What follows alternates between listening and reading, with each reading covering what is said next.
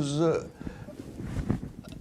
Merci et Serge, c'est un plaisir encore une fois d'être avec toi à Metro News. En fait, c'est la première fois qu'on est face à face avec Metro News. On est généralement par Zoom. Par Zoom, c'est exact. C'est pour ça que j'ai insisté. plaisir, je salue les téléspectateurs, téléspectatrices de Métropole. De Metro News, très bien. Bon, alors, on commence par la Jamaïque.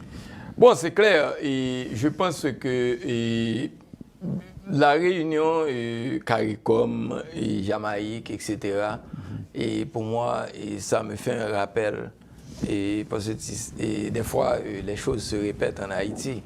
En 1991, particulièrement le 29 septembre 1991, il y a eu ce fameux coup d'État militaire contre le président Aristide et la gymnastique pour restaurer la démocratie. Et là, on a vu les multiples missions, Missivi, Colin Canderson, Caputo de l'OEA, etc. Les allées et venir et qui nous ont coûté embargo sur Haïti, destruction de l'économie haïtienne pendant près de 3 ans. Soyons précis, l'embargo a été demandé par Aristide. Bien n'a sûr, pas été décidé sûr. Nous par... avons demandé. Voilà.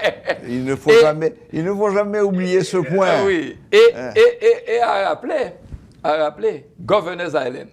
Bon.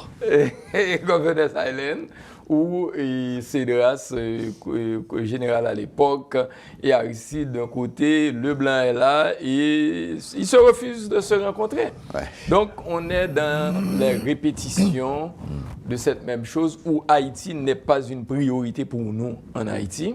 Et je pense que ce qui se passe là, et au niveau international avec la crise haïtienne, on est à la passée de l'ONU qui n'a pas pu jusqu'à présent sortir des résolutions, des États-Unis, du Canada.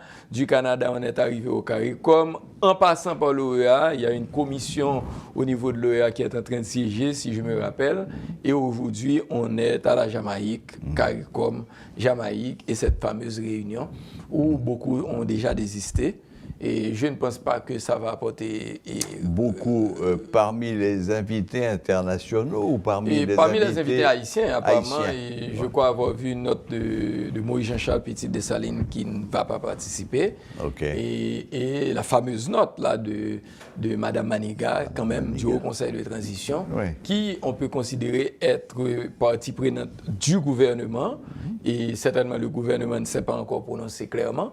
Mais il est rumeur que le Premier ministre ne se rendrait pas non plus. Mais ce sont des rumeurs, ce n'est pas encore confirmé. Ça aurait été compliqué, mais un fait est clair, c'est que les arguments avancés par Mme Maniga, on peut le dire qu'aujourd'hui, la crise haïtienne doit être résolue entre les Haïtiens. Et je ne suis pas convaincu qu'aujourd'hui, il y a cette volonté des Haïtiens de résoudre le problème. Maintenant, allons plus loin. Quand on parle de négociation pour un accord, dans toute négociation, dans toute approche de négociation, il y a des préalables. Les préalables, c'est les rencontres, les décisions pré-négociation. À savoir, il faut identifier les acteurs qui vont participer dans cette négociation, le poids des acteurs, ce que chaque acteur veut, par rapport à leur desiderata, et certainement identifier les secteurs importants.